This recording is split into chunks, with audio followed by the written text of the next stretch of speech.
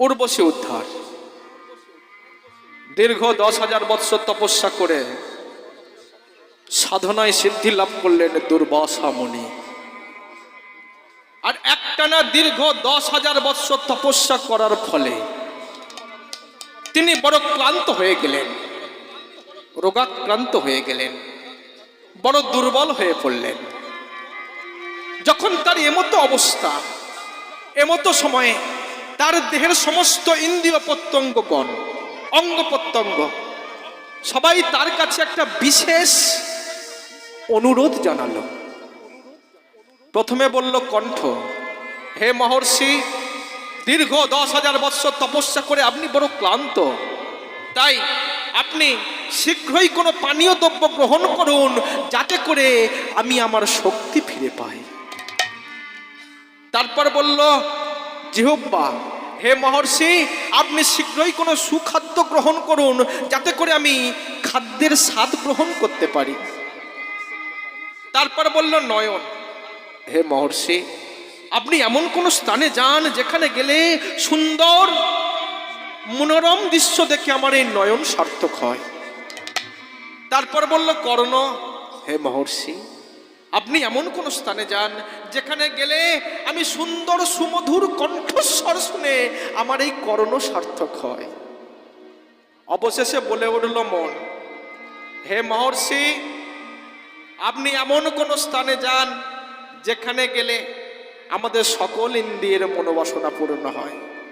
কেন না, আপনাকে সাধনায় সিদ্ধি লাভ করাতে গিয়ে আমি কোথাও যেতে পারিনি, তাই আপনি এমন কোন স্থানে যান যেখানে গেলে আমাদের সকল ইন্দ্রিয়ের মনোবাসনা পূর্ণ হয়।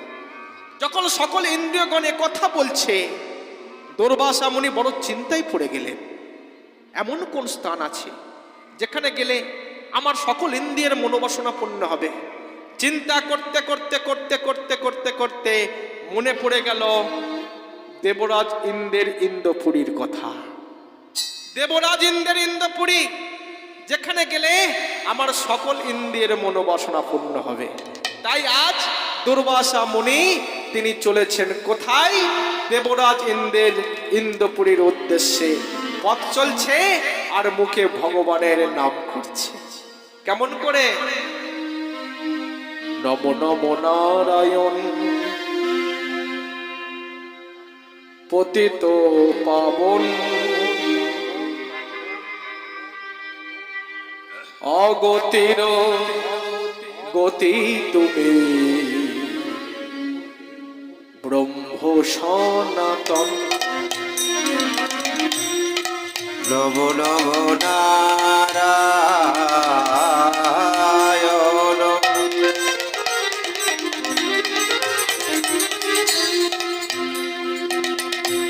পতিত পাবন অগতির গতে তুমি ব্রহ্ম সনাতন। নম নম নারায়ণ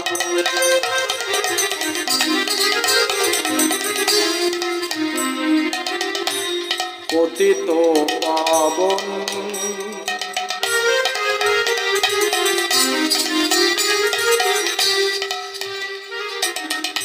অগতির গতি তুমি ব্রহ্ম সনাতন।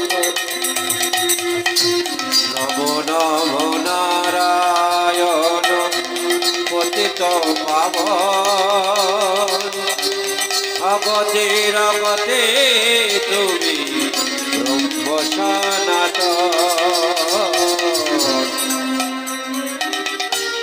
সৃষ্টির স্থিতি তুমি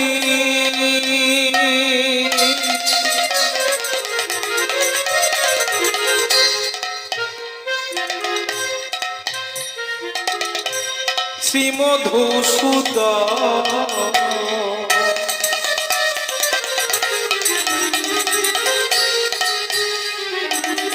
দুষ্টের মন করি শিষ্টের পালো শ্রেষ্ঠ স্থিতি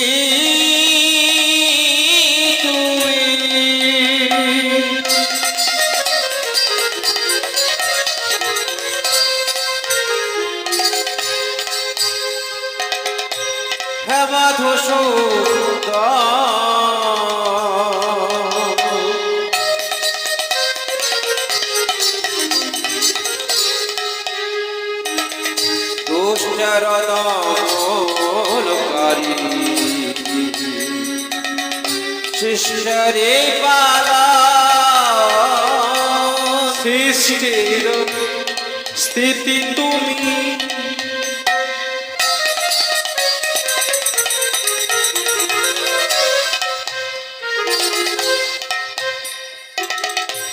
শ্রীমধুসূদন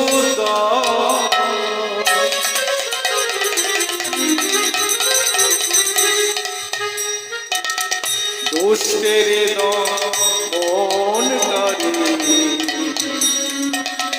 সৃষ্টের পালক সৃষ্টি স্থিতি তুমি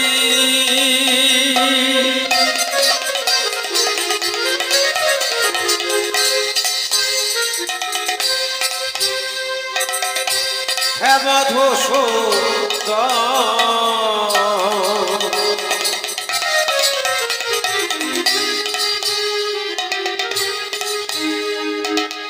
দুষ্টর দমনকারী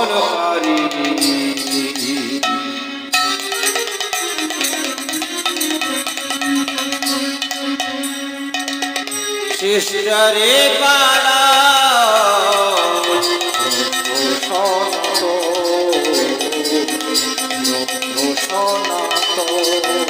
আজ নম নম নারায়ণ পতিত পাবন অগতির অগতি তুমি ব্রহ্ম সনাতন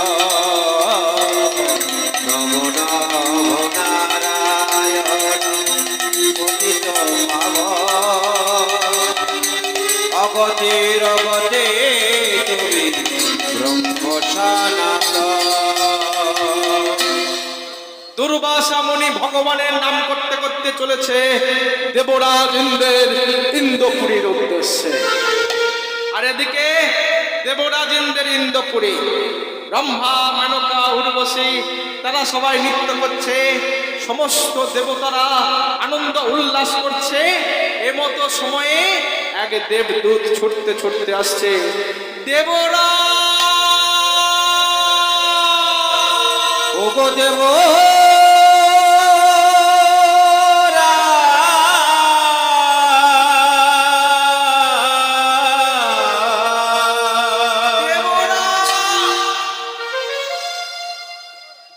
কি ব্যাপার দেবদূত, তুমি এমন করে ছুটতে ছুটতে আসছো কেন? কি হয়েছে? তুমি এত বিচলিত কেন? তুমি এত উৎকণ্ঠ কেন? কি হয়েছে?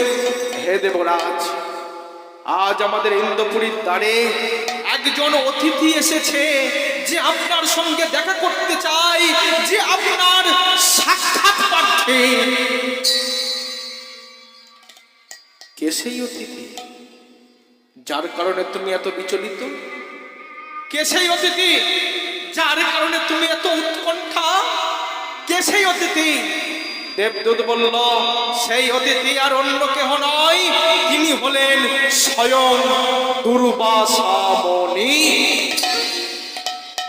দুর্বাসা মুনির কথা শুনে সমস্ত দেবতাগণ তারা ভয়ে ভয়ে থরথর করে কাঁপছে। কেন? কারণ দুর্বাসা মুনি ছিলেন প্রচন্ড রাগী মুনি।